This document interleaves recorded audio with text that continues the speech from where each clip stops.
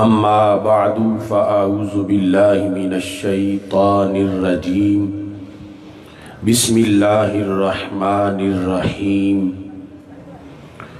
قل بفضل اللہ وبرحمتہ فبذلک فلیفرحوا صدق اللہ العظیم وصدق رسولہ النبی الکریم الامین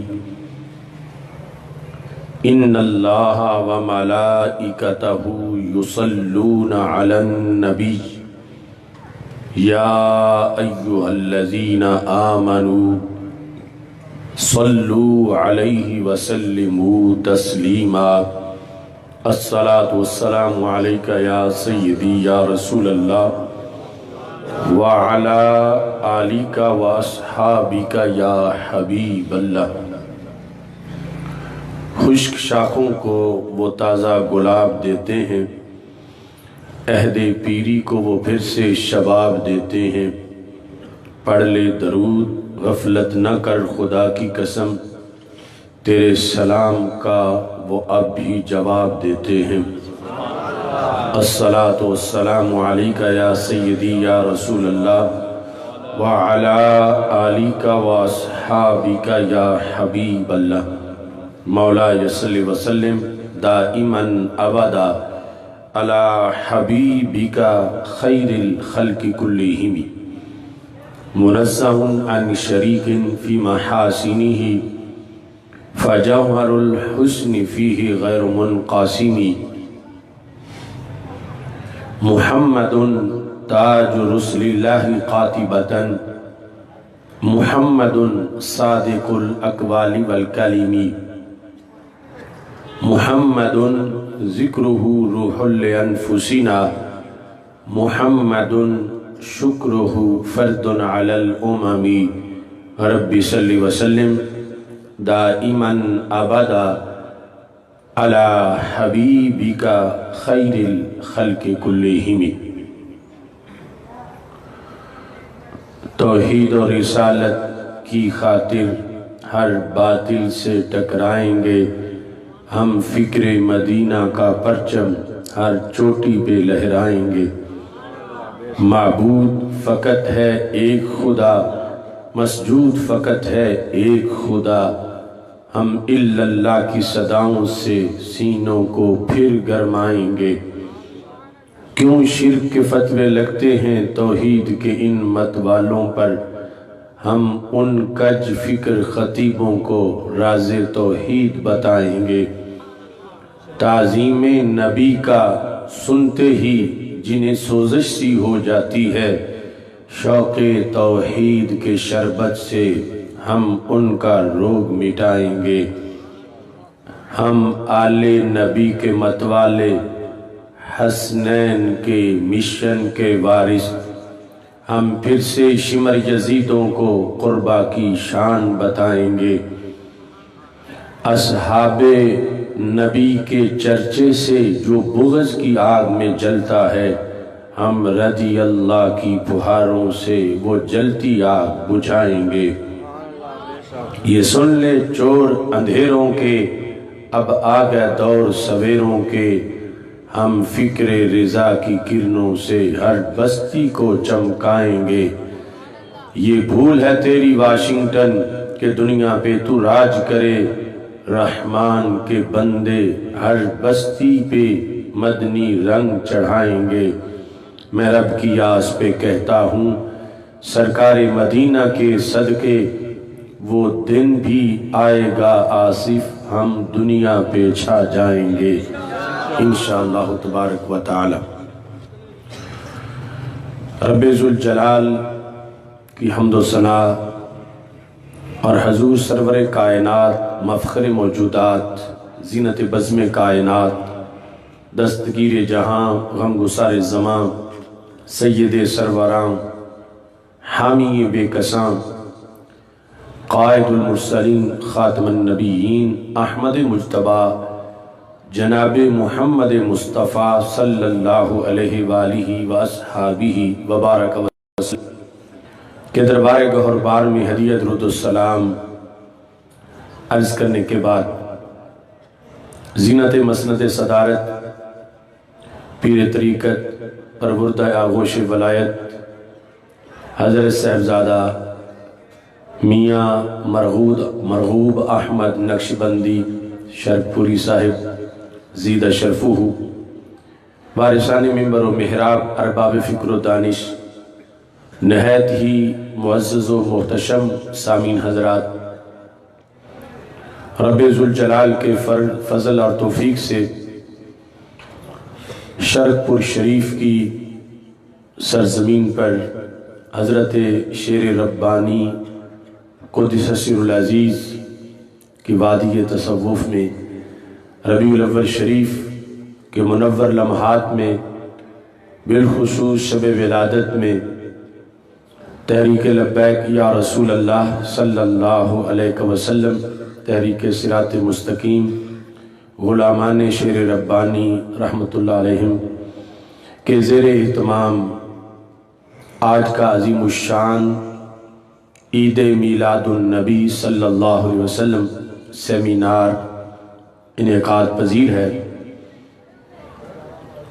ملک محمد خالد صاحب اور دیگر احباب نے بڑی محبتوں سے اس کانفرنس اور سیمینار کا انعقاد کیا ہے۔ رب ذوالجلال منتظمین کے انتظام کو اور شرکاء کی شرکت کو اپنے دربار میں قبول فرمائے۔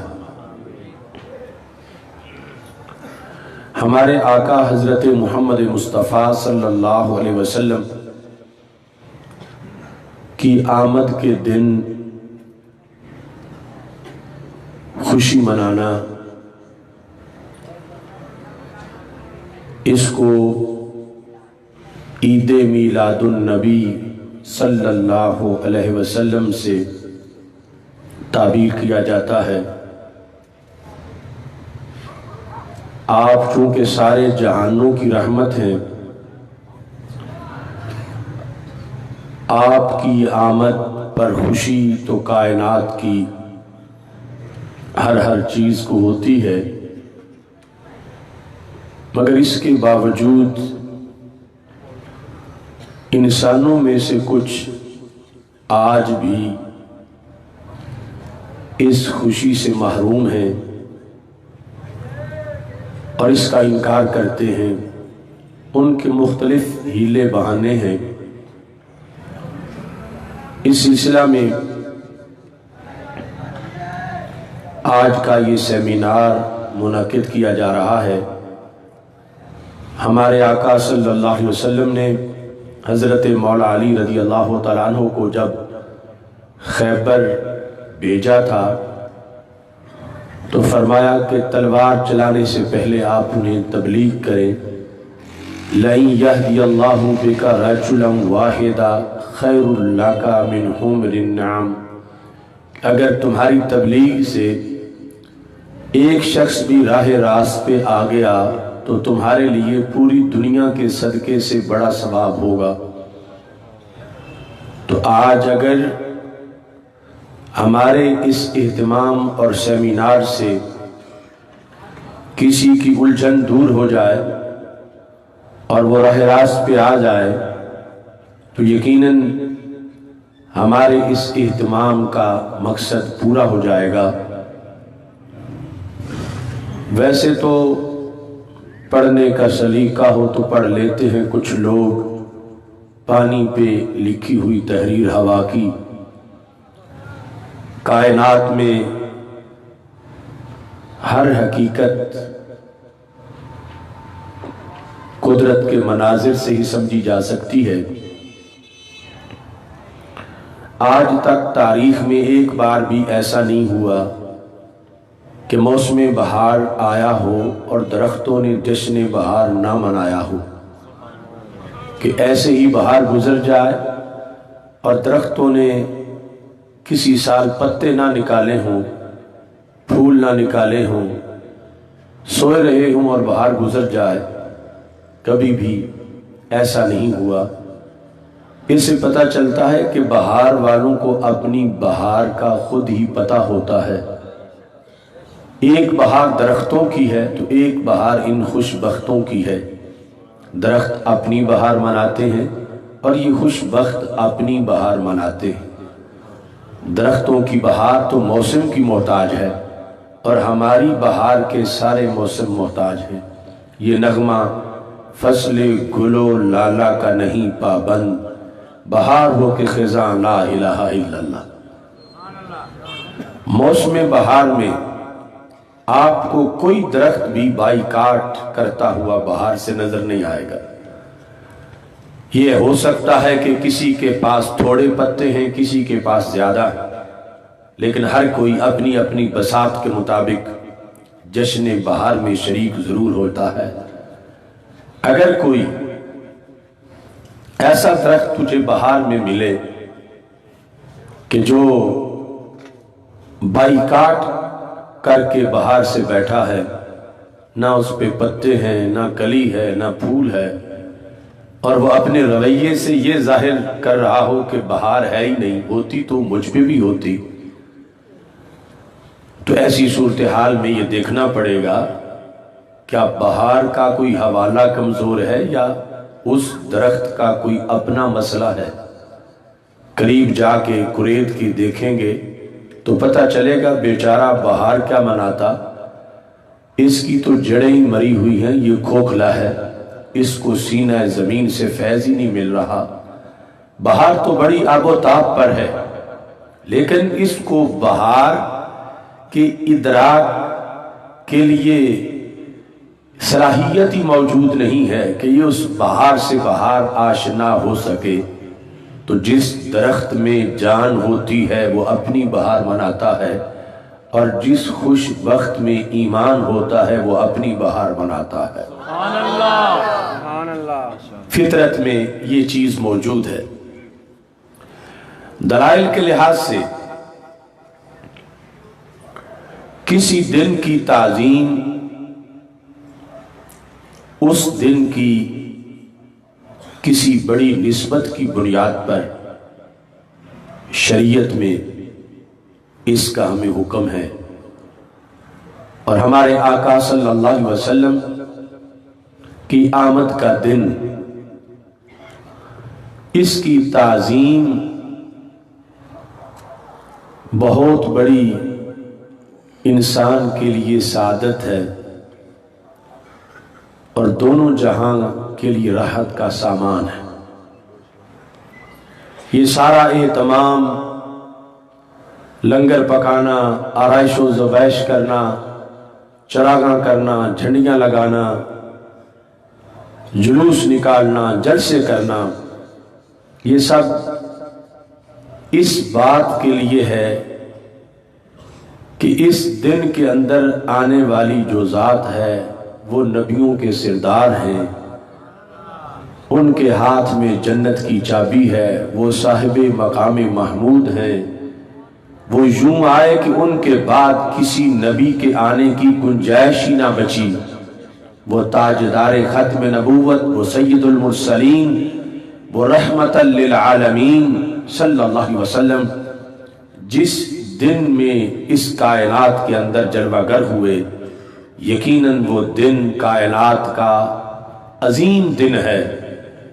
اس کی تعظیم کے لیے اہتمام سارے کا سارا عید میلاد النبی صلی اللہ علیہ وسلم سے تعبیر کیا جاتا ہے۔ اس میں سب سے پہلی بات تو خود تعظیم ہے۔ کیا تعظیم اللہ کے سوا کسی کی یا کسی کی وجہ سے اس کی جگہ کی یا اس کے آنے کے وقت کی جائز ہے؟ تو بخاری شریف کے اندر حدیث شریف اس سلسلہ میں موجود ہے، اور خود قرآن مجید برہان رشید شاعر اللہ کی تعظیم کا حکم دیتا ہے اور اسے تقوی کی اعلی علامت قرار دیا گیا ہے۔ وَمَن يُعَظِّمْ شَعَائِرَ اللَّهِ فَإِنَّهَا مِن تَقْوَى الْقُلُوبِ۔ ہمارے آقا صلی اللہ علیہ وسلم سے بڑھ کر اللہ کی کوئی نشانی نہیں۔ آپ کی تعظیم، آپ کی ہر نسبت کی تعظیم یہ صحابہ کرام رضی اللہ تعالی عنہم کی مبارک سیرت سے ثابت ہے۔ بخاری شریف میں ہے، ہمارے آقا صلی اللہ علیہ وسلم جب حدیبیہ میں بیٹھے تھے اور صحابہ ارد گرد سرکار دو عالم صلی اللہ علیہ وسلم کے پاس موجود تھے، سرکار تشریف فرما تھے، قریش کی طرف سے عروہ بن مسعود مذاکرات کے لیے جب آیا، اس نے صحابہ کرام رضی اللہ تعالی عنہم کی کچھ کیفیات دیکھیں، کچھ حرکات و سکنات دیکھیں۔ عروہ بن مسعود کے دل میں بھی شوق پیدا ہوا کہ میں بھی کلمہ پڑھوں۔ وہ کیا چیزیں تھیں جن سے شوق پیدا ہوا؟ بخاری میں ہے کہ وہ سب تعظیم نبی کے منظر تھے صلی اللہ علیہ وسلم۔ چونکہ عروہ بن مسعود نے یہ کہا، وفدت علی الملوک وفدت علی قیصر وکسری والنجاشی واللہ ان رأیت ملکا یعظمہ اصحابہ ما یعظم اصحاب محمد محمدا صلی اللہ علیہ وسلم، کہ اے قریش، میں قیصر کے پاس گیا، میں کسریٰ کے پاس گیا، میں نجاشی کے پاس گیا، مگر رب کی قسم ہے آج تک میں نے کسی بادشاہ کے دربار میں وہ منظر نہیں دیکھا جو میں حدیبیہ میں دیکھ کے آیا۔ کیسا منظر؟ کہا کسی بادشاہ کی اس کے وزیر، اس کے سپاہی یوں تعظیم نہیں کرتے جیسے صحابہ اپنے نبی پاک کی تعظیم کرتے ہیں۔ یہ ایک مشرک نے صحابہ کے عمل کا خلاصہ پچھلوں کو جا کر بتایا کہ دنیا میں کسی بادشاہ کی ایسی تعظیم نہیں جیسی تعظیم صحابہ اپنے نبی صلی اللہ علیہ وسلم کی کرتے۔ آج المیہ یہ ہے کہ ایک فرقے نے اللہ کے سوا کسی کی تعظیم کو شرک قرار دیا، اور بخاری شریف میں یہ ہے کہ مشرک نے آ کر تعظیم نبی دیکھی تو شرک ٹوٹ گیا اور کلمہ پڑھ لیا۔ اس سے پتہ چلا کہ رسول اللہ صلی اللہ علیہ وسلم کی تعظیم کرنا یہ صحابہ کرام رضی اللہ تعالی عنہم کا وہ انداز ہے جس کی وجہ سے اسلام پھیلا، اور اگر رسول اللہ صلی اللہ علیہ وسلم کی تعظیم نہ کی جائے معاذ اللہ تو پھر اسلام سمٹتا ہے، پھیلتا نہیں۔ اب تعظیم کے لحاظ سے حضرت عروہ بن مسعود رضی اللہ تعالی عنہ نے جو کچھ بیان کیا اس میں 5 باتیں تھیں۔ پہلی یہ تھی کہ ان تنخم النبی نخامتا الا واقعت فی کف رجل منہم فدلک بہا وجہہ وجلدہ، کہ حضرت محمد مصطفیٰ صلی اللہ علیہ وسلم اپنا لعاب دہن جب ہونٹوں سے جدا کرتے تھے، ان کے صحابہ اس کا بھی ادب کرتے تھے۔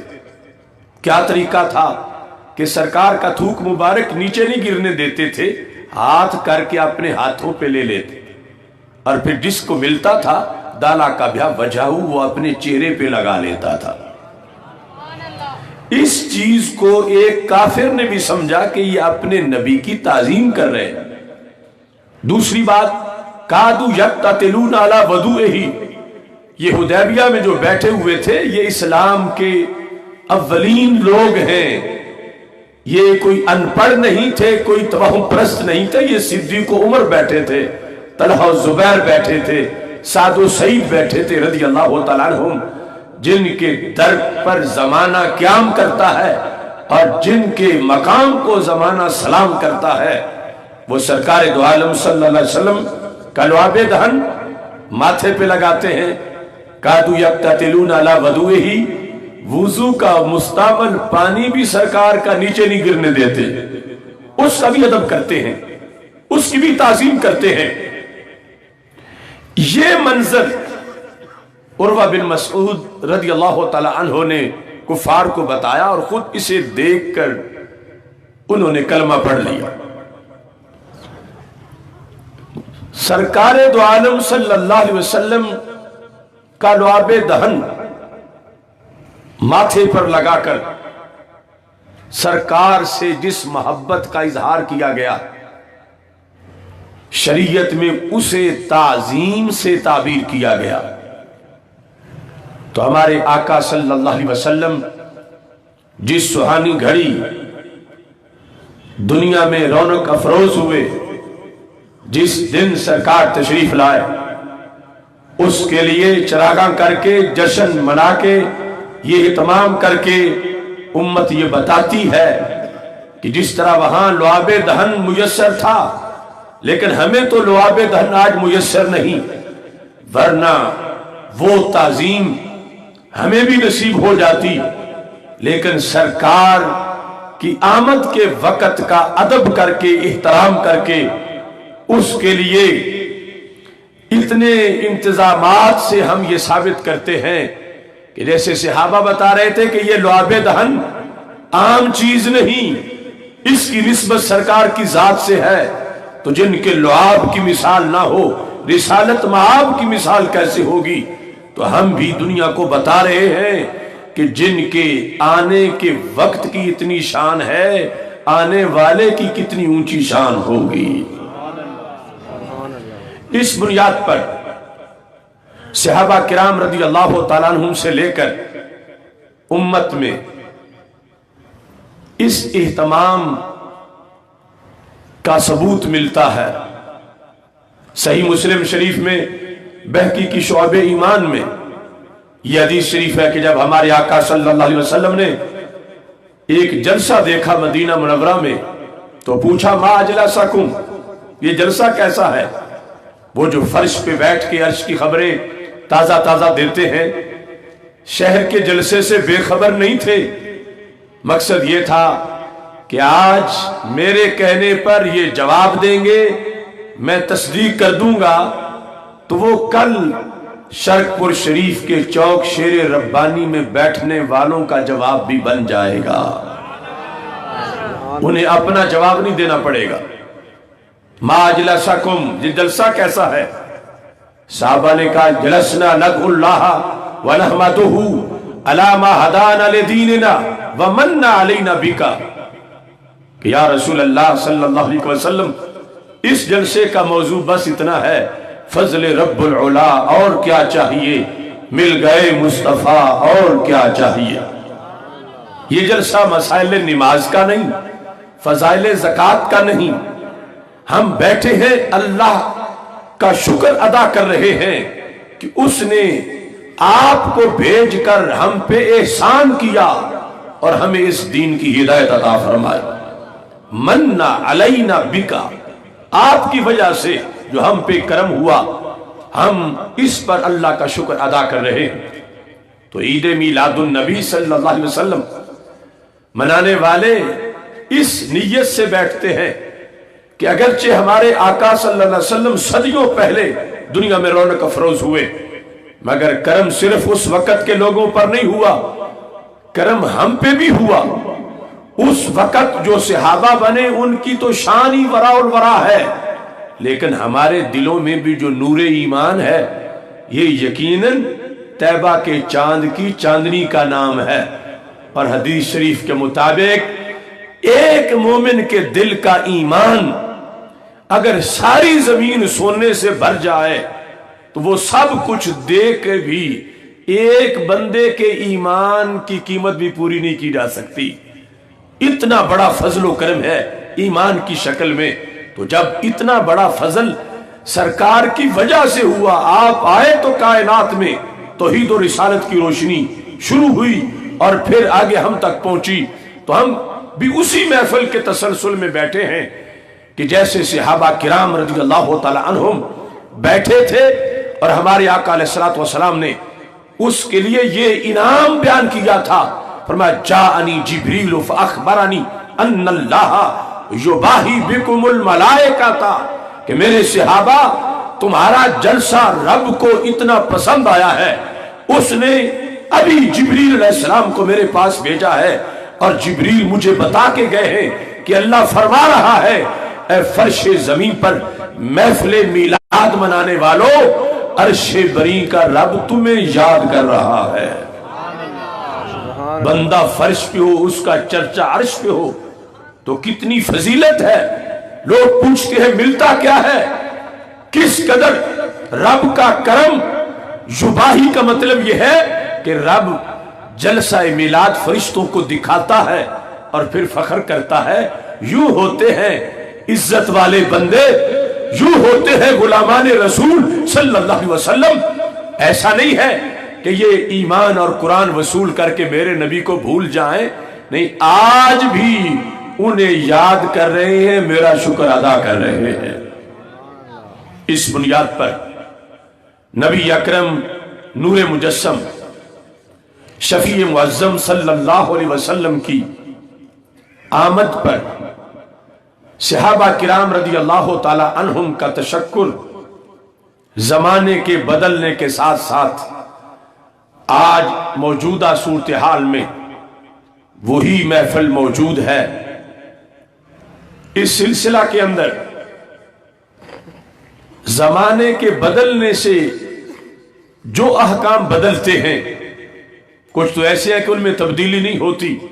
نمازیں 5 فرض تھیں تو 5 ہی ہیں، نہ 6 ہوں گی نہ 4 ہوں گی. لیکن کچھ احکام ایسے ہیں کہ ان کی حیت کے لحاظ سے اس میں تبدیلی شریعت میں جائز سمجھی گئی، اور وہ کام دین سمجھ کے کیا گیا اور اس پر عمل پوری امت کے ائمہ ہمیشہ کرتے رہے. اس سلسلہ میں بخاری شریف میں مسجد نبوی شریف کی تعمیر کا جو باب ہے، جو حضرت فاروق اعظم رضی اللہ تعالیٰ عنہ نے اپنے زمانے میں جب مسجد نبوی شریف انہی بنیادوں پہ تعمیر کی جہاں سرکار دو عالم صلی اللہ علیہ وسلم کی ظاہری حیات میں تھی، تو آپ نے مستری کو یہ حکم دیا، یہ خلیفہ راشد کا فتویٰ ہے، اِیَّاکَ أَن تُحَمِّرَ اور تُصَفِّرَ، کہ تم مسجد بناتے وقت یہ خیال رکھو کہ مسجد کو نہ سرخ رنگ لگائیں گے نہ پیلا رنگ لگائیں گے، مسجد بالکل سادی رکھیں گے، کوئی نقش و نگار والی چیز مسجد کے اندر نہیں ہوگی، مسجد بالکل سادی ہوگی. یہ حکم تھا خلیفہ راشد کا. اور مسجد اسلامی تمدن کا ایک نشان ہے. محفل تو چند گھنٹے کے لیے ہوتی ہے، مسجد ہر وقت اسلامی تمدن کا حوالہ بن کے سامنے ہوتی ہے. مسجد کے اندر کچھ وقت گزرا امت کا تو یہ فتویٰ بدل گیا. فتویٰ یہ آ گیا کہ مسجد خوبصورت ہونی چاہیے، مسجد میں نقش و نگار ہونا چاہیے، مسجد فن تعمیر کے لحاظ سے بھی عالی شان ہونی چاہیے. محفل کے خلاف تو خلیفہ راشد کا فتویٰ تھا ہی نہیں کہ محفل کے اندر لائٹنگ نہیں ہونی چاہیے، چراغاں نہیں ہونا چاہیے، جھنڈیاں نہیں ہونی چاہیے.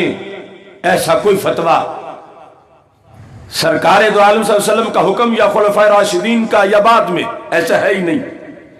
مسجد کے بارے میں بخاری شریف میں یہ فتویٰ ہے آج بھی کہ مسجد میں رنگ نہیں لگا سکتے، چونا گچ نہیں ہو سکتی، خوبصورت نہیں بنا سکتے، بالکل سادی رکھنی ہے.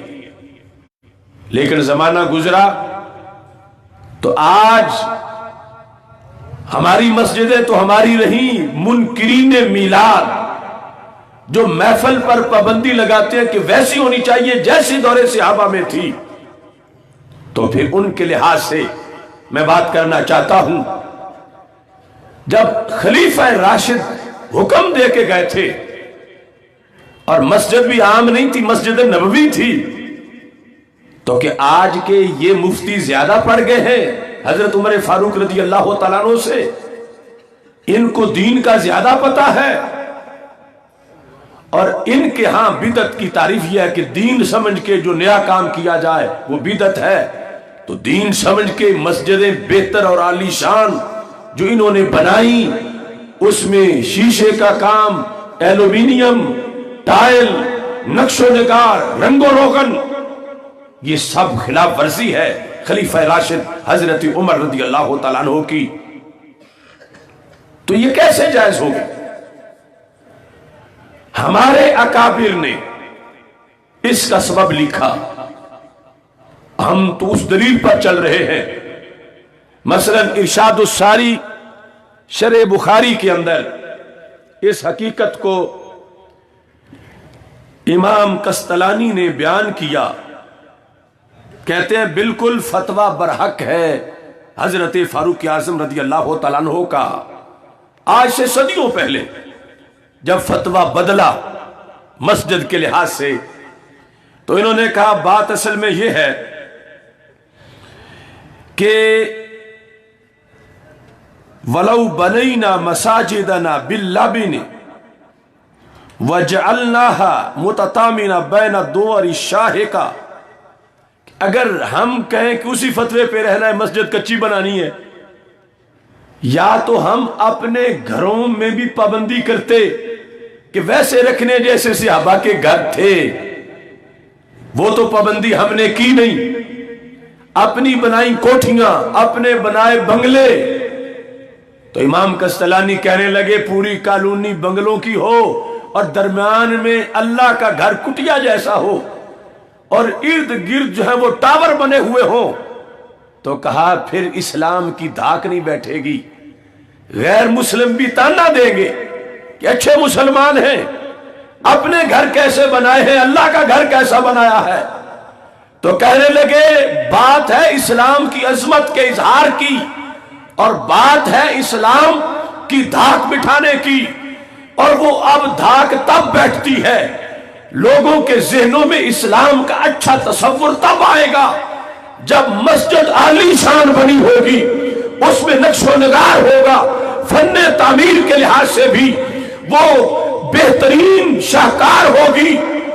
تو کہنے لگے یہ کام اگرچہ نیا ہے لیکن نیت اچھی ہے اور مقصد دین کی عظمت ہے، لہذا اس کو جائز سمجھا جائے گا۔ یہ جب جواز نکلا تو دوسروں نے بھی مسجدیں اسی فتوے کے تحت بنا لی۔ تو میں کہتا ہوں جس زمانے میں نبی آخر الزمان حضرت محمد مصطفیٰ صلی اللہ علیہ وسلم کے خاکے بن رہے ہوں، گستاخانہ فلمیں بن رہی ہوں، اور سارے دشمنان اسلام سرکار کی تعظیم سے ٹکرا رہے ہوں، اس زمانے کے اندر اسلام کی دھاک تب بیٹھتی ہے، سرکار کی عظمت کے اظہار کا اہتمام مکمل تب ہوتا ہے کہ سرکار کی ہر نسبت کا ادب اور احترام کرتے ہوئے سرکار کی ولادت کے دن دنیا میں وہ اہتمام ہو کہ کائنات کو پتہ چلے کوئی عام بندہ دنیا پہ نہیں آیا، نبیوں کے سلطان دنیا پہ تشریف لائے ہیں۔ نعرہ رسالت، نعرہ تحقیق، نعرہ حیدری، لبیک لبیک لبیک۔ تاجدار ختم نبوت، تاجدار ختم نبوت، تاجدار ختم نبوت، آستانہ علیہ شرک و شریف۔ اگرچہ نماز، روزہ، حج، زکوٰۃ یہ ان ساری چیزوں سے بھی اسلام کا اظہار ہوتا ہے، مگر حدیبیہ میں بیٹھے ہوئے صحابہ نمازی بھی تھے، وہ روزے بھی رکھتے تھے، حاجی بھی تھے، چہرے پہ داڑیاں بھی تھی، سر پہ امامے بھی تھے، لیکن جب دشمن نبی آیا تھا تو اس کے دل کو جلانے کے لیے لعاب دہن انہوں نے ماتھے پہ لگایا تھا۔ اٹھ کے 2 رکعت نفل بھی پڑھ سکتے تھے کہ قریش مکہ کا سفیر آیا ہے، لیکن دشمن نبی کا دل جلانے کے لیے ایک علیحدہ شعبہ اختیار کیا گیا کہ 2 رکعت نفل پڑھنے سے اس مشرک کا اتنا دل نہیں جلے گا جتنا سرکار کا لعاب دہن ماتھے پہ لگانے سے جلے گا۔ یہ شعبہ جو صحابہ نے شروع کیا، آج یا تو دشمن نبی نہ ہوتا تو ہم کہتے یہ پیپر ہی ہمارا ختم ہو گیا ہے، دشمن نبی تو گلی گلی ہے، اعلانیہ توہینیں ہو رہی ہیں ویسٹ میں، اور لعاب دہن ہمارے پاس موجود نہیں. باقی تو سارا دین جیسے وہاں تھا ویسے یہاں ہے. اس چوک میں بیٹھے ہوئے مسلمان یہ بھی ایمان مجمل اور ایمان مفصل میں پورے ہیں. صحابہ تقدیر مانتے تھے، تقدیر پر ان کا بھی عقیدہ ہے.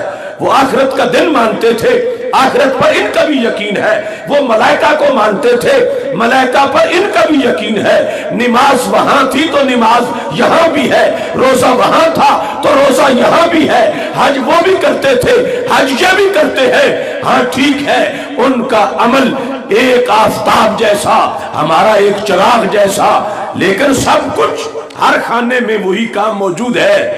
ہاں ان کے پاس دشمن نبی کا دل جلانے کے لیے لعاب دہن تھا، ہمارے پاس نہیں. تو پھر ہمیں ہر لحاظ سے صحابہ کے برابر کوئی نہ تولے، ہم برابر ہے ہی نہیں. ہمارے اندر کمی ہے، کوتاہی ہے. جن کے پاس لعاب دہن تھا دشمن نبی کو جلانے کے لیے، وہ چراغاں کر کے نہ بھی جلاتے تو ان کا گزارا ہو سکتا تھا. ہمارے پاس جب وہ لعاب دہن نہیں تو دشمن نبی کا دل جلانا یہ تو ہمارے دین میں بھی ایک شعبہ ہے. تو میں کہتا ہوں سرکار کے آنے کے دن کی مناسبت سے گلیوں کو سجاؤ گے دشمن نبی کا دل جلے گا.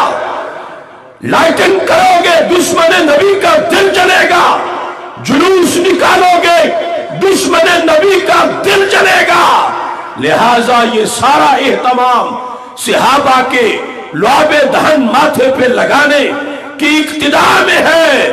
وہ لعاب دہن ماتھے پہ لگا کر دشمن نبی کا دل جلا رہے تھے. ہم اس انداز میں میلاد منا کر دشمن نبی کا دل جلا رہے ہیں.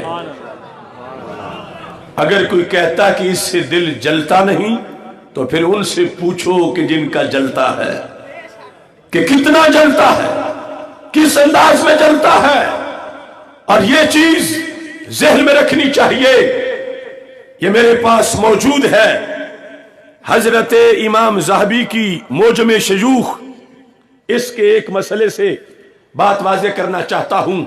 انہوں نے لکھا کہ امام احمد بن حنبل سے پوچھا گیا کہ اگر کوئی شخص روضہ رسول یعنی عین قبر رسول صلی اللہ علیہ وسلم کے پاس پہنچ جائے، اب تو 4 دیواریں ہیں، جب صرف ایک دیوار تھی دروازہ کھلتا تھا، اگر کوئی وہاں پہنچ جائے تو پوچھا گیا اے امام احمد بن حنبل سرکار کی قبر شریف کو ہاتھ لگانا جائز ہے؟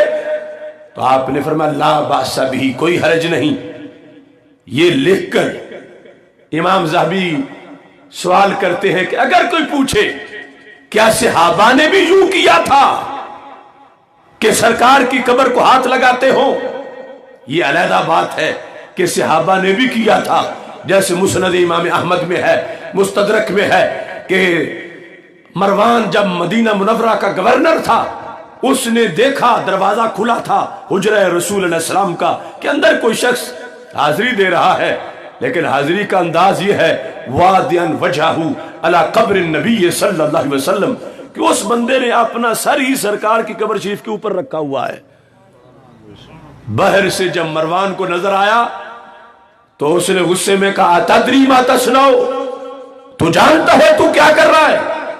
یعنی بڑا گورنر ہونے کا بھی گھمنڈ تھا اور پھر یہ رائے تھی کہ یہ غلطی کر رہا ہے اندر بندہ جس انداز میں یہ حاضری دے رہا ہے کہ اپنا اس نے ایک حدیث میں وجہن چہرہ، دوسری میں جبہہ ماتھا قبر شریف کے اوپر رکھ کر جب اس نے کہا تدری ما تصنع، جانتے ہو کیا کر رہے ہو، تو آگے جو حاضری دے رہا تھا بندہ وہ بھی معمولی نہیں تھا. انہوں نے کہا نعم میں جانتا ہوں، مجھے پتا ہے شریعت کا میں کیا کر رہا ہوں. مروان کو تعجب ہوا کہ بندہ غلطی بھی کر رہا ہے اور آگے اکڑ بھی رہا ہے، دیکھوں تو صحیح ہے کون. یہ مستدرک للحاکم حدیث کی کتاب، مسند امام احمد حدیث کی کتاب، اس میں موجود ہے. مروان جب آگے ہوا تو حیران رہ گیا، وہ کوئی ملنگ نہیں تھا، وہ یوں سر قبر شریف کے اوپر رکھ کے حاضری دینے والے میزبان رسول حضرت ابو ایوب انصاری رضی اللہ تعالی عنہ ہکا بکا رہ گیا کہ میں کیا کہہ بیٹھا ہوں۔ اب انہوں نے آگے سے کہا سن، جئت رسول اللہ صلی اللہ علیہ وسلم ولم آت الحجر، میں اپنے نبی کے پاس آیا ہوں، میں پتھر کے پاس نہیں آیا۔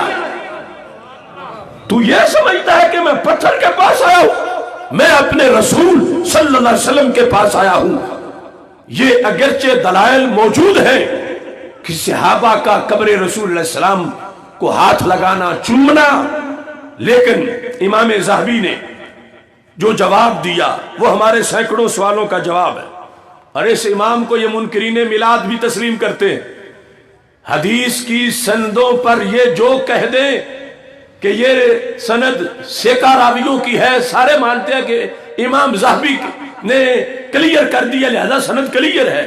اتنے بڑے امام کہتے ہیں فَإِن قِيلَ، اگر یہ سوال کیا جائے فَهَلَّ فَعَلَ ذَلِكَ الصِّحَابَةُ، تو کیا یوں صحابہ نے بھی کیا تھا؟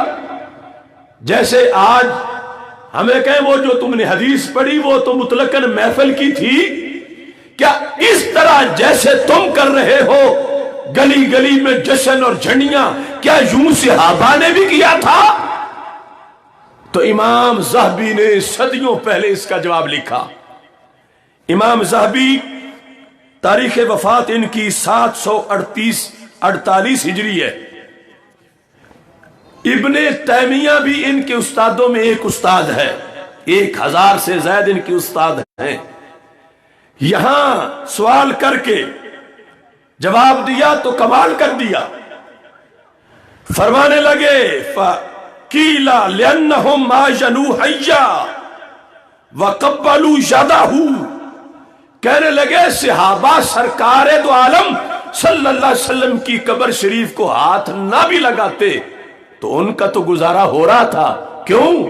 کہا وہ جب سرکار کے ہاتھ چوم رہے تھے، جنہیں ہاتھ چومنے کا موقع ملا ہو قبر پہ ہاتھ نہ بھی لگائیں تو کوئی بات نہیں، جنہوں نے اپنی آنکھوں کے کٹورے سرکار کے دیدار سے بھرے ہوں وہ قبر کو ہاتھ نہ بھی لگائیں تو گزارا ہو جائے گا، جنہوں نے سرکار کا لعاب دہن ماتھوں پہ لگایا ہو ان کو تو تسکین سینوں میں ٹھنڈ پڑ چکی تھی، جنہیں سرکار نے اپنے منہ مبارک خود اپنے ہاتھوں سے دیے ہیں وہ قبر کو ہاتھ نہ بھی لگاتے تو کوئی بات نہیں تھی۔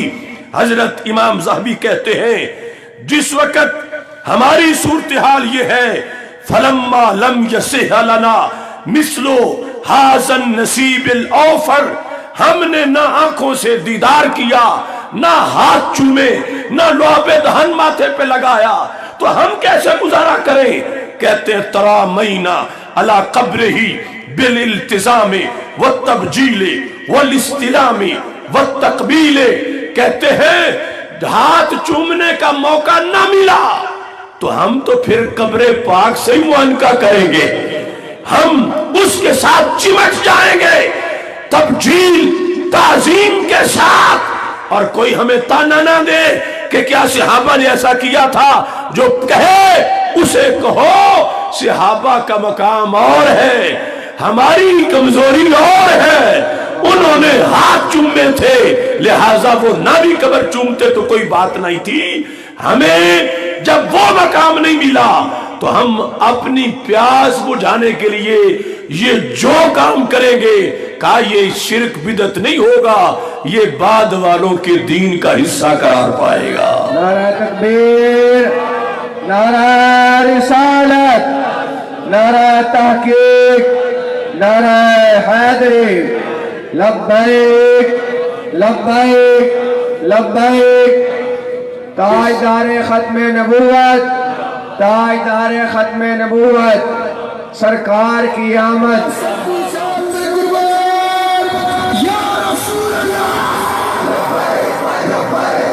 लब्बैक या रसूल अल्लाह लब्बैक दोनों हाथ उठा के लब्बैक लब्बैक लब्बैक या रसूल अल्लाह लब्बैक लब्बैक लब्बैक या रसूल अल्लाह। और इस सिलसिला में हक़ाइक़ को पेश नजर रखना चाहिए। सहाबा किराम रज़ी अल्लाह ताला अन्हुम के जमाने में, आज अगर कोई कहता है कि उस जमाने में 12 रबीउल अव्वल शरीफ को मदीना मुनव्वरा के चौकों में बैनर दिखाओ तो तुम भी लगा लो, अगर उस जमाने में झंडियां दिखाओ तो तुम भी लगा लो, अगर उस जमाने में मिलाद के लंगर की देगे दिखाओ तो तुम भी पका लो। तो उनसे पूछो कि जिस जमाने में सैयदना अमीर हमजा रज़ी अल्लाह ताला अन्हु शहीद हो जाएं और कफन के लिए कपड़ा ना हो, जो धोती बांधी थी वही ऊपर दी गई छोटी इतनी थी, सर पे डालते थे तो कदम नंगे हो जाते थे, कदमों पे डालते थे तो सर नंगा हो जाता था। तो हमारे आका अलैहिस्सलाम ने फरमाया मेरे चचा जान का सर ढांप दो, कदमों पे इज़खिर घास डाल दो। जिस जमाने में सैयदुल शुहदा के कफन का कपड़ा ना मिलता हो, उस जमाने में मिलाद के बैनर ढूंढना हमाकत नहीं तो और क्या है। अगर इतना कपड़ा होता तो कफन के लिए मिल जाता। तो फिर क्या आज भी यही सूरत हाल है? बुखारी में है कि सुफा वालों के पास 6-6 महीने सिर्फ एक धोती होती थी, कमीज भी नहीं थी, ऊपर लेने वाली चादर भी नहीं थी। तो क्या आज भी कोई ऐसा तुम्हें मिलेगा? तो फिर इसमें आज क्यों नहीं फतवा लगता कि सहाबा के 6-6 महीने एक धोती होती थी, आज 20-20 सूट क्यों पहने जा रहे हैं? तो क्या पहनने नाजायज है? नहीं, पहनने जायज है। अल्लाह का फजल हुआ तो सरकार का फरमान है फरजुरी असरा नेमती अलैह, जिसे रब कोई नेमत दे तो वो उसका असर जाहिर करे कि वक्त गुजर गया जब मैं कंगाल था, अब मैं माला मालूर, रब ने बड़ा दिया हुआ है, तो कपड़े इस नियत से पहले तो सवाब होगा। तो मैं कहता हूं जब कपड़ों के लिहाज से आज के हालात बदले हुए बता रहे हैं कि वो सहाबा वाला जमाना नहीं, अब जाहिरी तौर पर भी रब ने बड़ा दिया हुआ है। तो अगर कपड़े सिलाने में ये हदीस याद है तो फिर मिलाद मनाने में भी याद होनी चाहिए। जिस जमाने में कुरान लिखने के लिए कागज ना मिलता हो और कुरान चमड़े पे लिखा जाए, कुरान हड्डियों पे लिखा जाए, कुरान पत्तों पे लिखा जाए, कुरान पत्थरों पे लिखा जाए, उस जमाने में सबूत मांगना कि मिलाद की झंडियां कहां थी, ये बेवकूफी नहीं तो और क्या है। और क्या आज भी वही सूरत हाल है? नहीं, बहुत डिफरेंट है उससे। तो सहाबा ने उस वक्त के अंदाज में मिलाद मनाया, हमने आज अल्लाह के महबूब की आमद का जश्न सजाया। सूरत हाल में मिशन एक होते हुए भी अंदाज बदल सकता है। अब देखो, जमाने में हर टहनी पर हमारे मसलक की दलील लिखी है। दरख्त की जड़ें और दरख्त की टहनियां आपस में इनकी बड़ी अंडरस्टैंडिंग होती है। सोज टहनी का होता है, नजर सोज जड़ का होता है, नजर टहनी पत्तों में आता है। मसलक इनका एक है, लेकिन कुछ जड़ का अपना तकाजा है, टहनी का अपना तकाजा है। ये नहीं कि आपस में ताल्लुक है तो फिर एक जैसे ही हो, बल्कि बिल्कुल मुतजाद सूरत हाल है। जड़ नीचे जाती है, टहनी ऊपर आती है। जड़ फिक्स होती है, टहनी वजद भी करती है। जड़ नंगी नहीं होती, टहनी नंगी होती है। जड़ पे पत्ते नहीं होते, टहनी पे पत्ते होते हैं। तो मसलक एक होने के बावजूद फर्क तो आ गया। आज हमारे मौजूदा अंदाज की बेस पर हम पे बिदत के फतवे लगाने वाले का ये कौन उस बेवकूफ दानिश्वर की तरह है کہ جو کسی درخت کی ٹہنی کو پکڑ کے تانے دینا شروع ہو جائے کہ اے ٹہنی، تو نے تو اپنی جڑ والا کام چھوڑ دیا، مسلک ہی چھوڑ دیا، تو نے نئے نئے کام شروع کر دیے، تو بدعتی ہے۔ تو جڑ کے لحاظ سے جب ٹہنی کو یہ تانا ملا تو اس نے کہا میں ہی تو جڑ کی خادم ہوں، 24 گھنٹے میرا ہی کام ہے، اس کے فیض کو بانٹتی ہوں، وہ چھپی ہوئی ہے، پھل پکتا ہے تو روڑے مجھے ہی لگتے ہیں۔ اب دیکھیے، صحابہ ہے اصل، ہم ہیں فرع۔ اصل کہتے ہیں جڑ کو عربی زبان میں، فرع کہتے ہیں ٹہنی کو۔ جڑ ٹہنی کا مسلک ایک ہے، مگر جڑ جڑ ہے، ٹہنی ٹہنی ہے۔ صحابہ صحابہ ہیں، غیر صحابہ اس شان کے کب ہو سکتے ہیں؟ آج یہ اہل سنت پر اعتراض کہ تم صحابہ والا طریقہ میلاد مناتے ہوئے چھوڑ گئے ہو، یہ اس دانشور کی طرح ہے جو ٹہنی کو تانے دے رہا ہے کہ تیرا تو جڑ والا کوئی کام ہی نہیں، تیرا تو کوئی رابطہ ہی نہیں، تیرا کوئی تعلق نہیں۔ اس نے کہا کیوں، میں کیسے بدعتی ہوں؟ تو کہنے لگا تیری جڑ نے تو کبھی پتے نہیں نکالے تھے، تم نے یہ نئے کام کیوں شروع کیے ہوئے؟ یہ تیری بدعت ہے۔ وہ تو دبی رہتی تھی، تو ننگی کیوں ہے؟ وہ تو فکس رہتی تھی، تو وجد کیوں کر رہی ہے؟ وہ نیچے جاتی تھی، تو اوپر کیوں آتی ہے؟ تو اس ٹہنی نے کہا اے بے وقوف دانشور، تجھے میرے پتوں پر اعتراض ہے؟ پتے اس کے نہیں ہوتے جس کی جڑ نہیں ہوتی، جس کی جڑ ہوتی ہے اس کے پتے ضرور ہوتے ہیں۔ تو صحابہ نے جڑ کے انداز میں میلاد منایا ہے، سنی نے ٹہنی کے انداز میں جشن سجایا ہے۔ سبحان اللہ، سبحان اللہ، اللہ اکبر، یا رسول اللہ صلی اللہ علیہ وسلم۔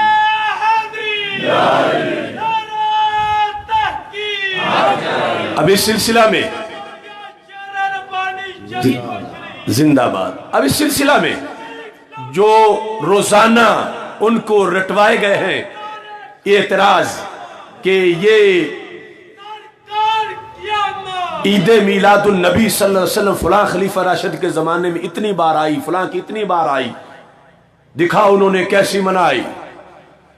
تم زیادہ محبت والے آ گئے ہو حضرت صدیق اکبر سے، وہاں یہ چیز کیوں نہیں تھی، یہاں کیوں ہے؟ اس طرح کی ساری باتوں کے جواب کے لیے میں آپ کے سامنے امام بخاری کا عمل پیش کر رہا ہوں، اور تمام شروح بخاری میں اس کا ذکر ہے، بالخصوص سیر اعلام نبلاء میں امام ذہبی نے جو امام بخاری کے حالات لکھے، ان کے اندر اس چیز کو انہوں نے لکھا کہ امام بخاری نے بخاری شریف لکھتے ہوئے 16 سال لگائے۔ دیکھو دین کے اس امام کا کام، 16 سال بخاری لکھنے میں لگائے۔ اور اتنا زیادہ ٹائم کیوں لگا؟ ایک تو لاکھوں حدیثوں سے وہ اپنے میرٹ پر منتخب کرتے رہے، اور کہا کہ یہ کوئی نہ سمجھے کہ صرف وہی صحیح ہیں جو میں نے بخاری میں لکھی ہیں، صحیح اور بھی ہیں، لیکن کتاب کے لمبا ہو جانے کا، طویل ہو جانے کا خدشہ تھا تو میں نے باقی نہیں لکھی۔ یہ کوئی قانون نہیں کہ جو بخاری میں ہوگی وہی صحیح ہوگی، یہ امام نے خود وضاحت کر دی۔ اور اس کے ساتھ لکھنے میں اہتمام کیا تھا؟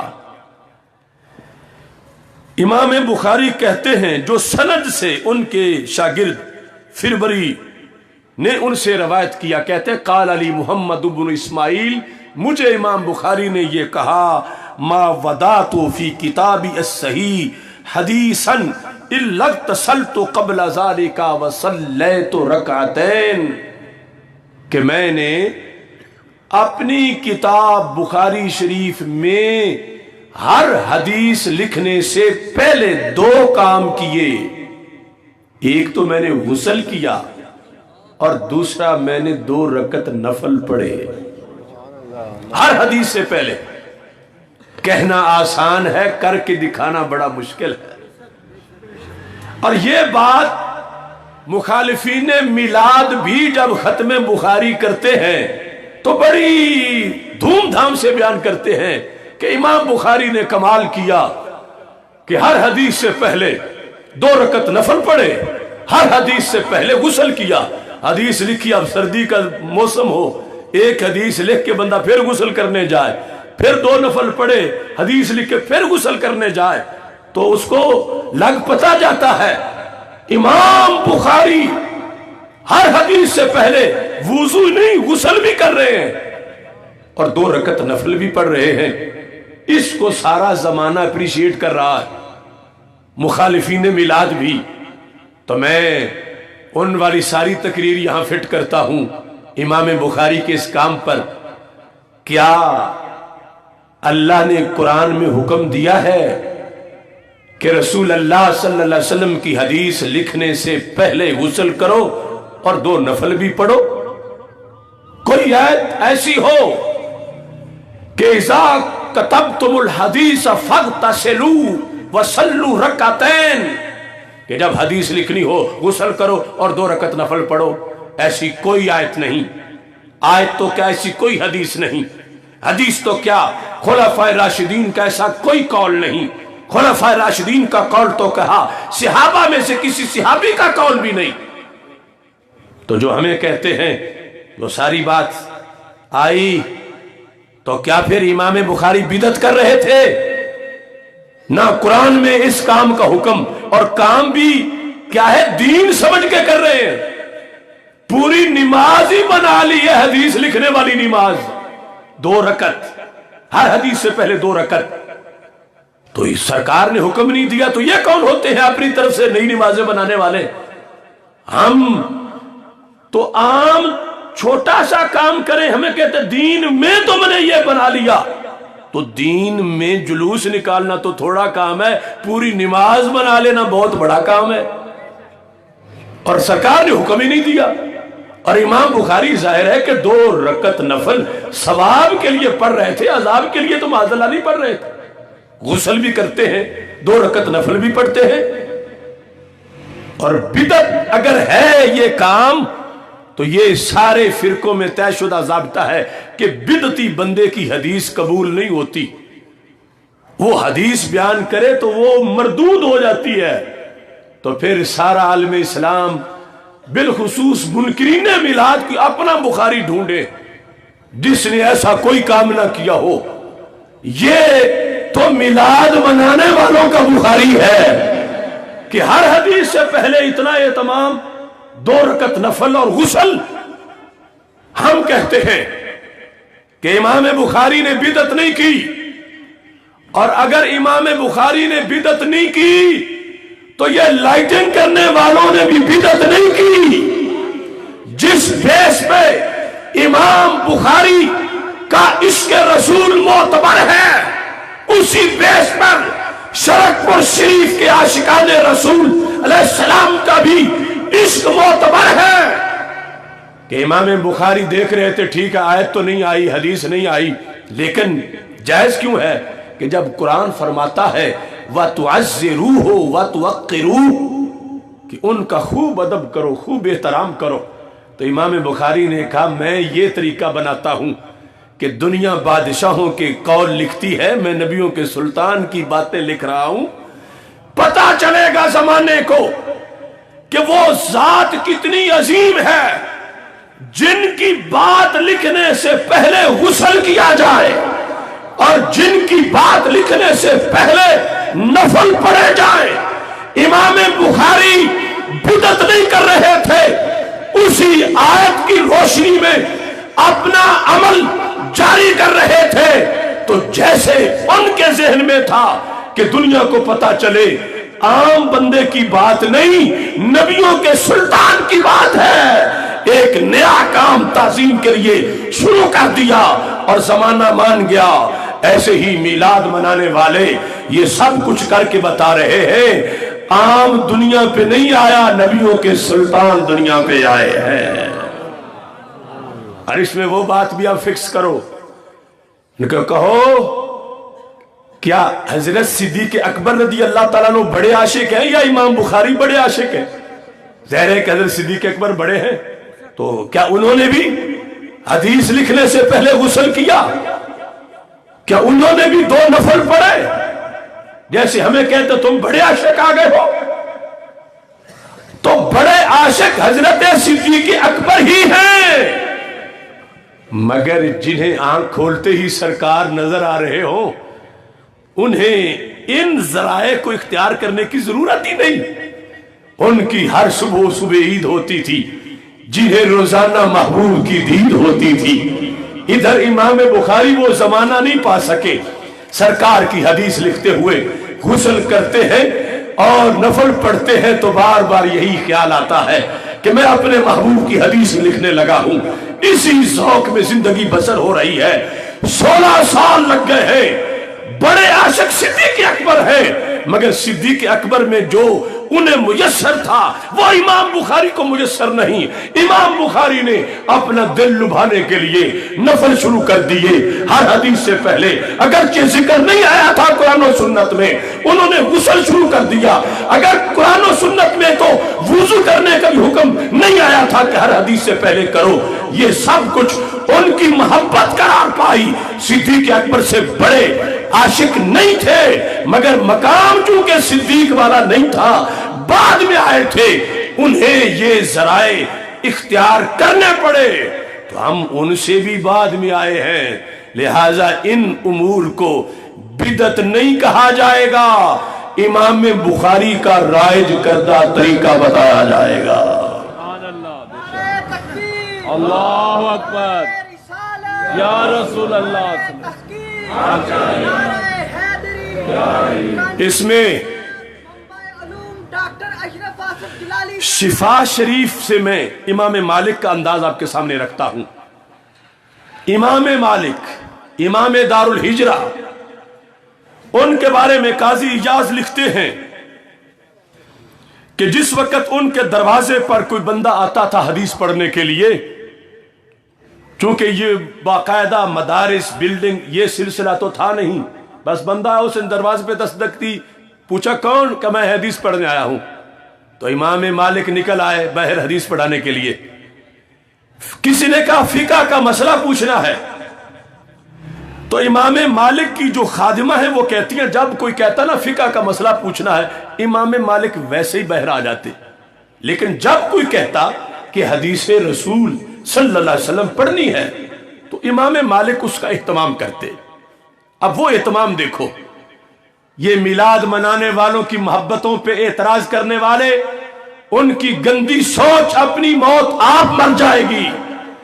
امام مالک جیسا زمانے کا امام، جب انہیں یہ پتا چلتا کہ میں نے حدیث شریف پڑھانی ہے باہر نکل کے، کہ وَإِن قَالُوا الْحَدِيثَ دَخَلَ مُغْتَسَلَهُ، جب پتا چلتا کہ کوئی بندہ حدیث پڑھنے آ گیا ہے تو امام مالک غسل خانے میں داخل ہو جاتے، وَغْتَسَلَ غسل فرماتے، وَتَطَيَّبَ خوشبو لگاتے، وَلَابِسَ ثِيَابًا جُدَدًا نئے کپڑے پہنتے، وَلَابِسَ سَاجَ اور قیمتی کمبل لیتے، وَتَعَمَّمَ امامہ باندھتے، وَوَادَ عَلَى رَأْسِهِ رِدَاءَهُ امامے کے اوپر چادر لیتے، اور تُلْقَ لَهُ مِنَسَّا ان کے لیے ممبر رکھا جاتا، فَيَخْرُجُ یعنی تخت رکھا جاتا، نکلتے فَيَجْلِسُ عَلَيْهَا اس پہ بیٹھ جاتے،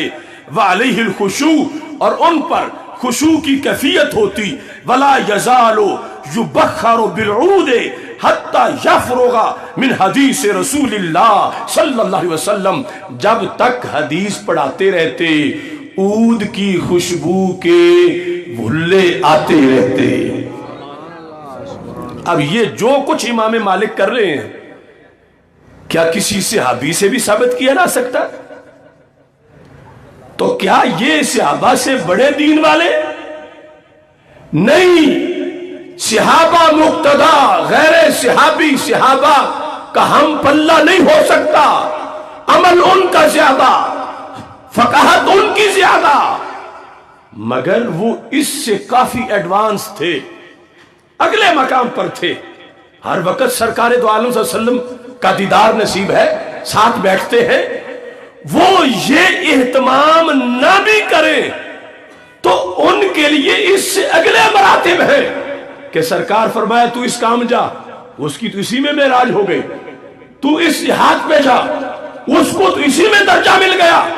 اب یہ اہتمام کے خوشبو لگائے بیٹھے، اس وقت کے حالات ہی اور ہیں، کبھی کسی جہاد پر کبھی کسی جہاد پر، ابھی کلمہ پڑھانا ہے، ابھی فرض پہنچانے ہیں۔ بعد والے بھی بدعتی نہیں، نہ صحابہ سے دین میں بڑھ کر ہے، لیکن جو اہتمام انہوں نے کیا، خوشبو مجلس میں کہ آتی رہے، کپڑے نئے پہنے اور پھر تخت پہ بیٹھے، امامہ اور اوپر چادر اور یہ سارا اہتمام، امام مالک بتا رہے تھے دنیا کو پتا چلے کہ میں نبیوں کے سلطان کی بات پڑھانے لگا ہوں۔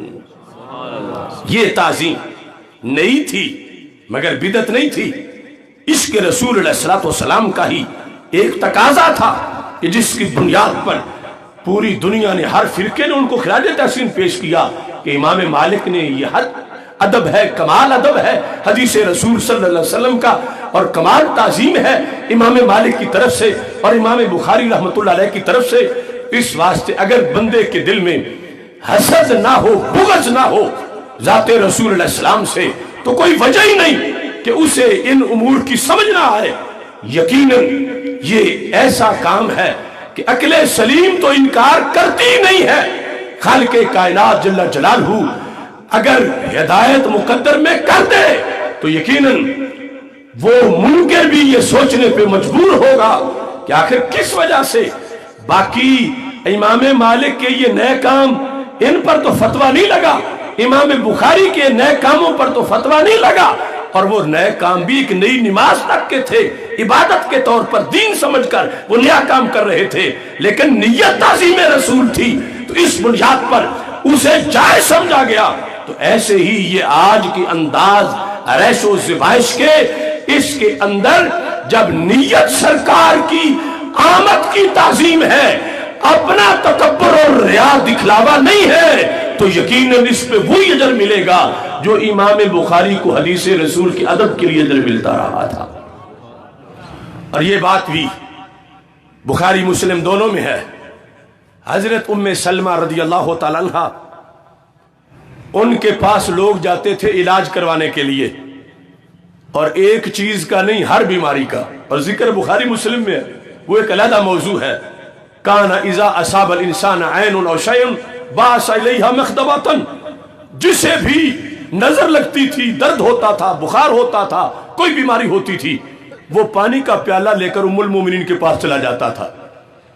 عام خاتون نہیں، سرکار کی زوجہ محترمہ ہے، مسلمانوں کی 2-4 کی ماں نہیں، کروڑوں اربوں مسلمانوں کی ماں ہے، اور سرکار کی ازواج میں سے سب سے آخر میں ان کا وصال ہوا۔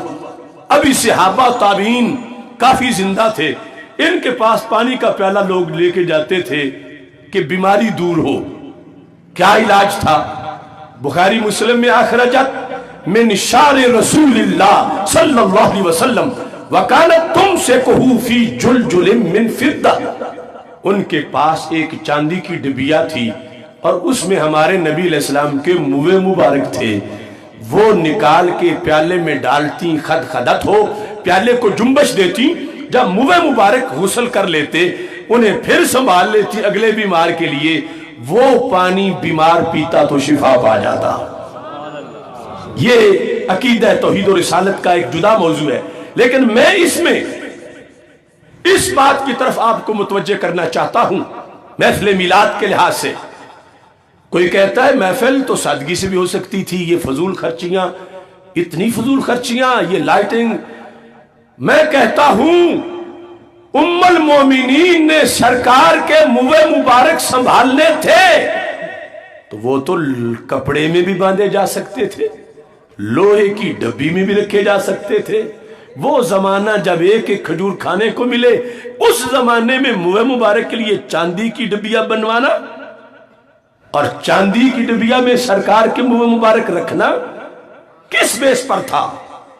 ہے ام المومنین، کیا قرآن میں آیا ہے کہ اللہ کے رسول علیہ السلام کے منہ مبارک چاندی کی ڈبیا میں رکھو؟ نہیں آیا۔ کیا حدیث میں آیا ہے؟ نہیں آیا۔ تو کیا ام المومنین بدعت کر رہی تھی؟ نہیں وہ تو سنیوں کی ماں ہے، بدعت کیسے کر سکتی تھی؟ تو پھر کیا ہے؟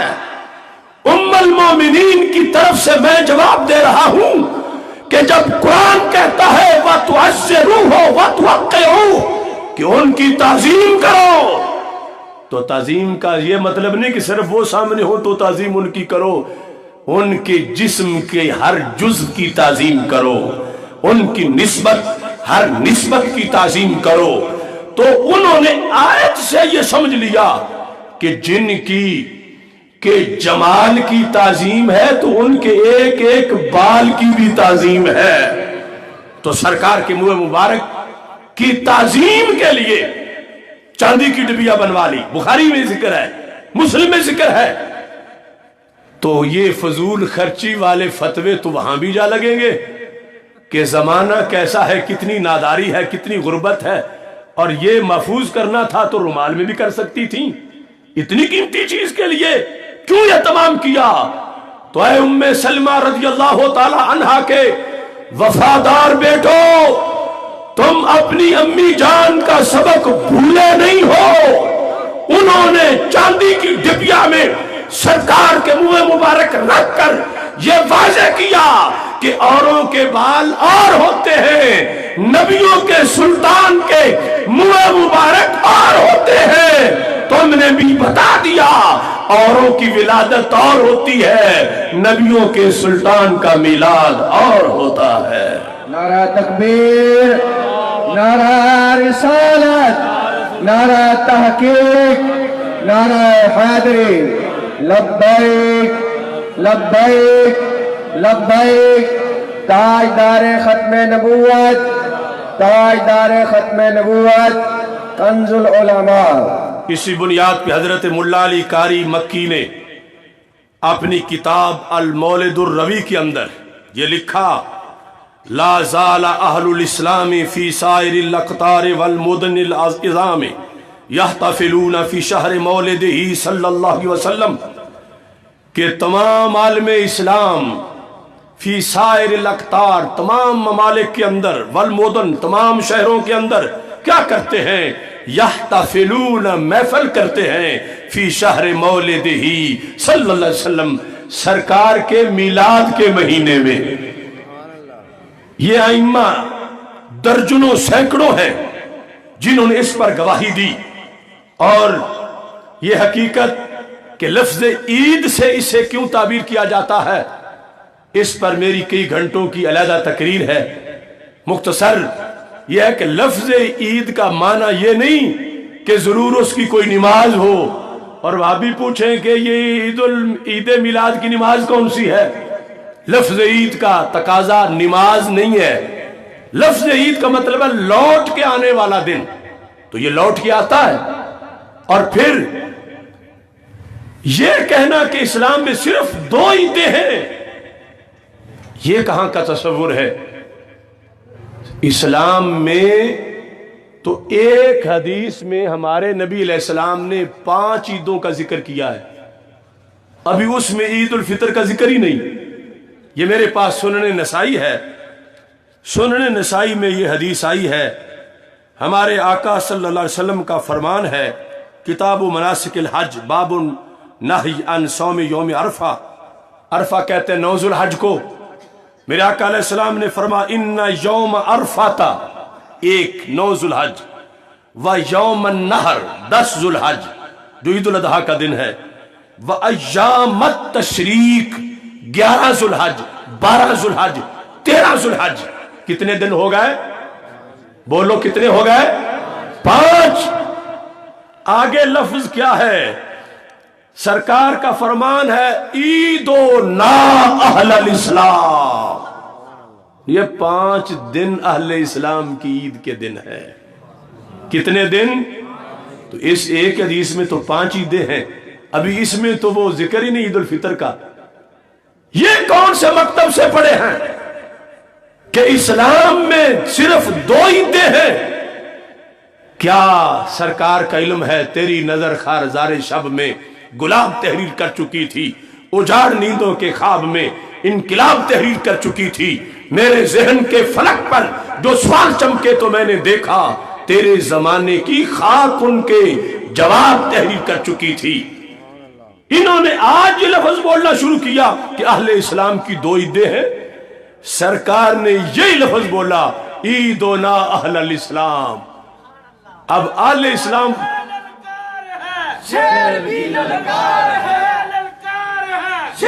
اب یہ سوچنا ہے کہ اہل اسلام وہ معتبر ہیں جو سرکار بتائے یا یہ معتبر ہیں جو یہ لوگ بتائیں؟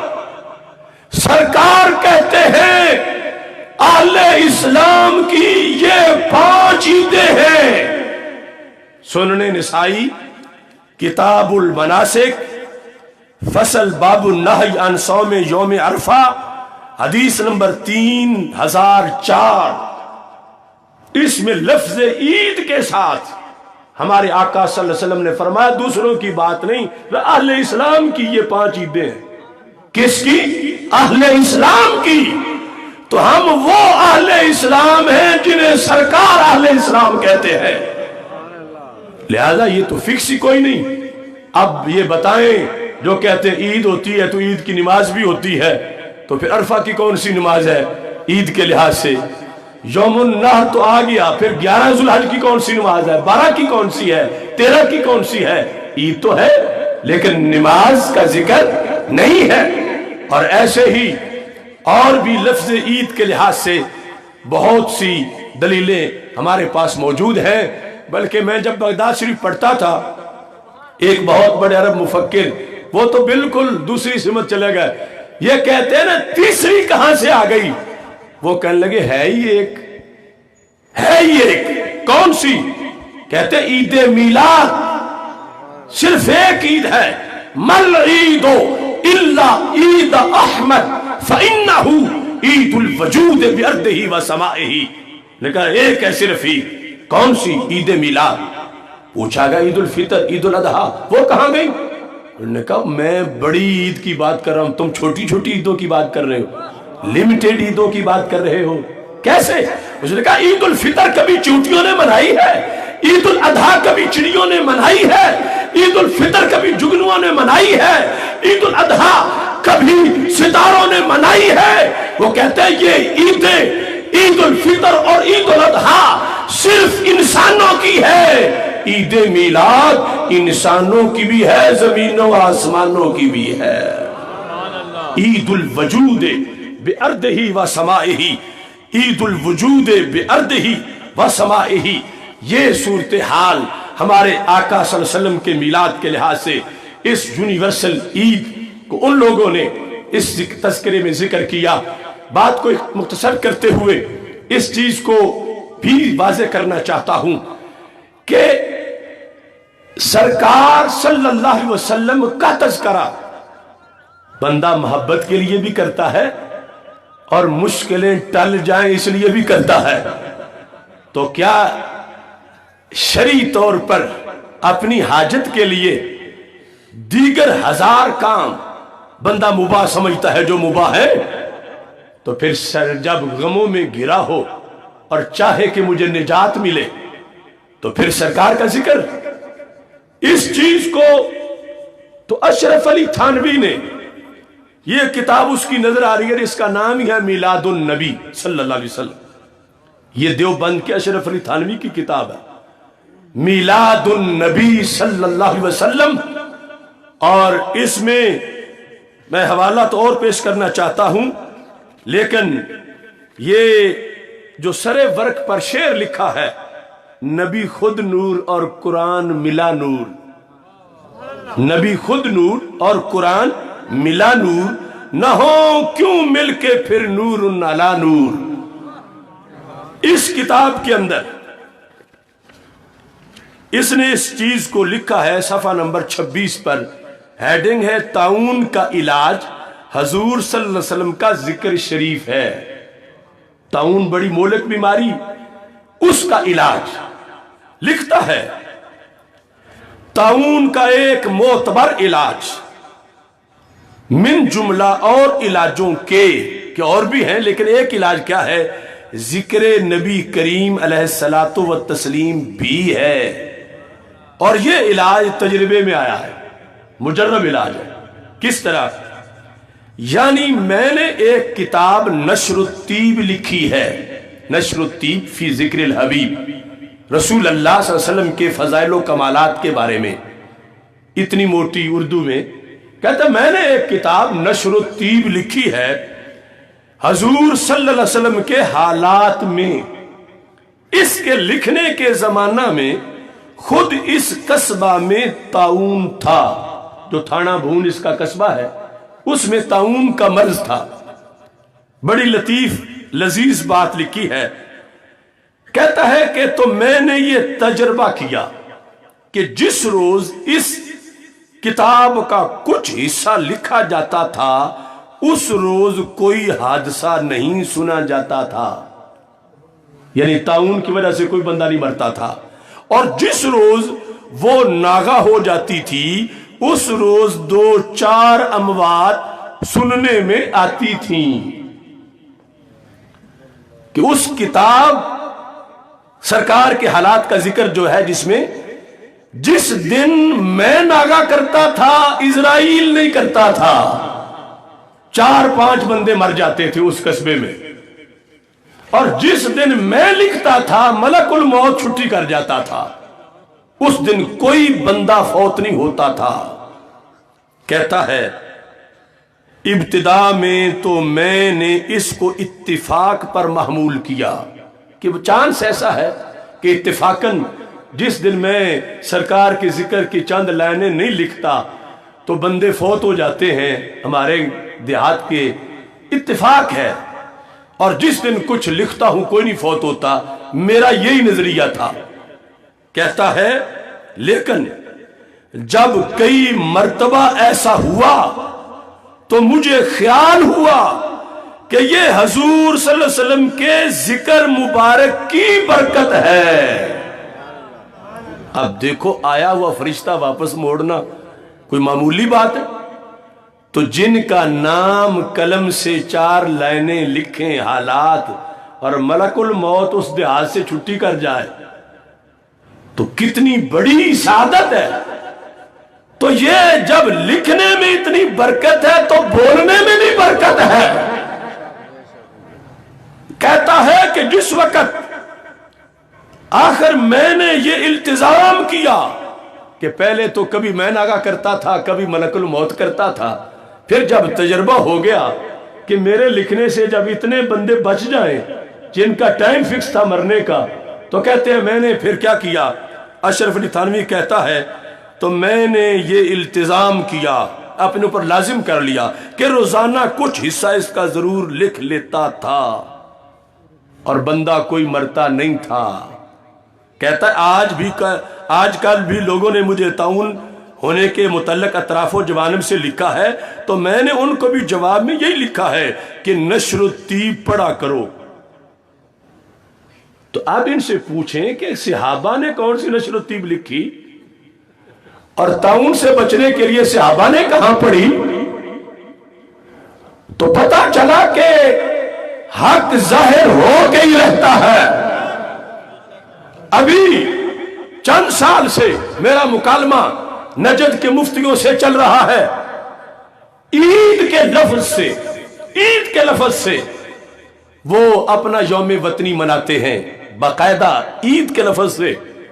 تو جو ابھی بھی بن باز ہے، یعنی وہ عبدالعزیز مفتی جو گرینڈ مفتی ہے وہاں کا، نابینا، پہلے تو حج کا خطبہ بھی وہی دیتا تھا، اب نہیں دیتا لیکن ابھی ہے۔ اس سے پوچھا گیا کہ یہ جو ہم نے ایک نیا تہوار بنا لیا ہے عید وطنی، تو لوگ پوچھتے ہیں کہ اس کا کیا ثبوت ہے، عید وطنی کیوں شروع ہو گئی؟ تو اس نے کہا اس کا تو قرآن میں ثبوت ہے۔ کیسے؟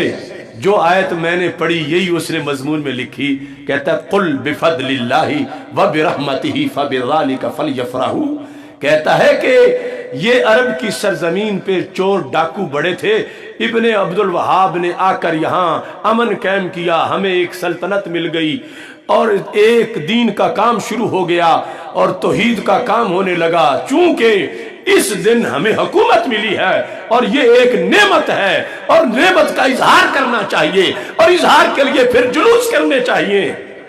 تو میں نے کہا اگر عقل ہو تو کتنی آسان بات ہے، اگر ایک خاندان کو حکومت ملے تو عید منانا جائز ہو جائے، تو جب پورے جہان کو آزادی ملے اس 12 ربیع الاول کو پھر جشن منانا کیوں ناجائز ہو؟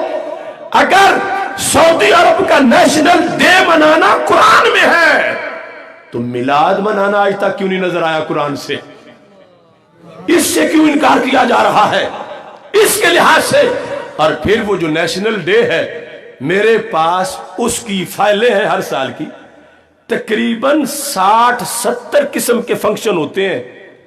ہم تو میلاد میں وہ ساری چیزیں کرتے ہی نہیں، وہ دین سمجھ کے کہیں اونٹ قربان، کہیں قیدی آزاد، کہیں موبائلی کے چند منٹ فری، کہیں جھنڈیاں، کہیں اپاہج لوگوں کی ریلیاں، کہیں نابینا لوگوں کی ریلیاں، کہیں پہاڑوں کے اوپر جلوس، کہیں سمندر کی تہ میں اتر کے، اتنے طریقے انہوں نے گھڑے جھنڈا ساتھ لے کر کہ ہم یوم وطنی منا رہے ہیں۔ بلکہ یہ بھی ہے کہ یوم وطنی میں ایک مرتبہ پلوں سے کاریں نیچے کود گئیں اور کہا کہ یہ شراب پی کے یوم وطنی منا رہے تھے۔ تو وہاں تو شراب پی کر یوم وطنی کو کل بفضل اللہ کہا جا رہا ہے، اور ہمارے نزدیک فَلْيَفْرَحُوا، ہر وہ انداز جو شریعت سے ٹکرائے اس کا تعلق کوئی محفل میلاد سے نہیں، کوئی جلوس میلاد سے نہیں۔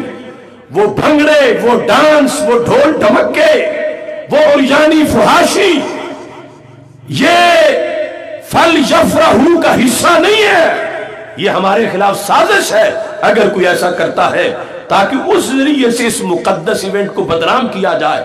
تو ہمیں یہ خود روکنا چاہیے ایسے لوگوں کو کہ وہ ہمارے جلوسوں میں آ کر اس طرح کی صورتحال اختیار نہ کریں۔ یہ تو ہے کہ وضو، ادب، احترام، جیسے ابھی امام بخاری کا بتایا، امام مالک کا بتایا، ہمارا یہ طریقہ ہے، اور اس طریقے کے مطابق جو ہے اللہ تبارک و تعالی کے حکم پر ہم اس خوشی کا اظہار کرتے ہیں۔ اور یہ بھی 2 طرح کی آیت ہے قرآن مجید میں، ایک جگہ اللہ فرماتا لا تفرحوا، مت خوشی کا اظہار کرو، دوسرے فَلْيَفْرَحُوا، خوشی کا اظہار کرو۔ تو پھر قرآن تو ٹکراتا نہیں، کہیں کہتا ہے نہ کرو، کہیں کہتا ہے کرو۔ تو آیات ماقبل پڑھنے سے پتہ چلتا ہے جو لا تفرحوا ہے وہ یہ ہے کہ کسی گناہ پر خوشی کا اظہار نہ کرو، کہ کوئی بابا کا بچہ میرا رات 10 بھینسیں لے آیا ہے لہذا میں آج بڑا خوش ہوں، یا دوسرا کہ خوشی کے اظہار میں خلاف شرع کہ اللہ نے بیٹا دیا ہے تو آج شراب کی دعوت کر رہا ہوں معاذ اللہ، تو یہ ہے لا تفرحوا۔ اور یہ جس میں تم بیٹھے ہو یہ ہے فَلْيَفْرَحُوا، جو رب ذوالجلال کا حکم ہے اس کے مطابق شریعت کے جو ضابطے ہیں ان کو پیش نظر رکھتے ہوئے یہ اللہ کے فضل سے اہل سنت و جماعت اس عظیم مشن پر صحابہ کی تحریک کے کارکن بن کے آگے اس کو پہنچا رہے ہیں۔ یہ سب کچھ بیٹری چارج کرنے کے لیے ہے، اور بیٹری چارج کرنے کا مقصد اندھیروں میں چراغاں کرنا ہے۔ کوئی ایسا بھی دیکھا کہ بیٹری چارج کر کے رکھ دے اندھیرے میں جلائے نہیں؟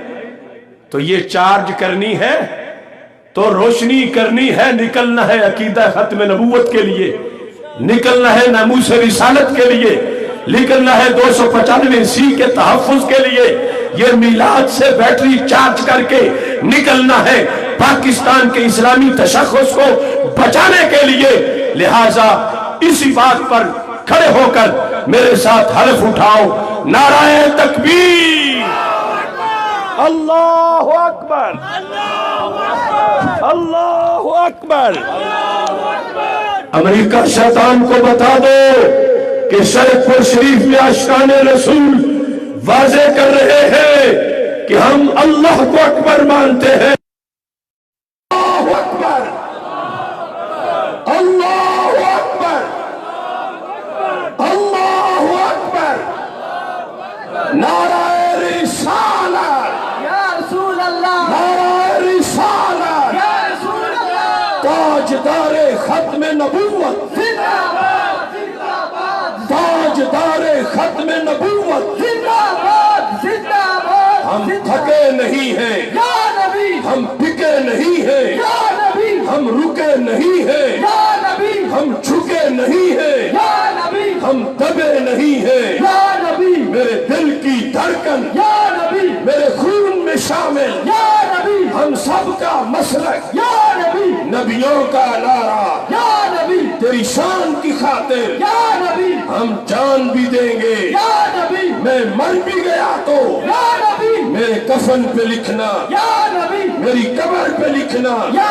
नबी छाया छाया दीन छाया छाया छाया दीन छाया छाया छाया दीन छाया छाया छाया दीन छाया आसिया मलऊना को, फांसी दो आसिया मलऊना को फांसी दो गैर शरीफ फैसला ना मंजूर ना मंजूर गैर शरीफ फैसला। ना मंजूर ना मंजूर। हमारे तहरीक लब्बैक या रसूल अल्लाह सल्लल्लाहु अलैहि वसल्लम के रहनुमा पीर सैयद खुर्रम रियाज शाह साहब रिजवी 3 दिन से गिरफ्तार किए गए हैं।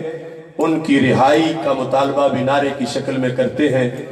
पीर सैयद खुर्रम रियाज शाह रिजवी को रिहा करो, खुर्रम रियाज शाह रिजवी को रिहा करो, खुर्रम रियाज शाह रिजवी को रिहा करो।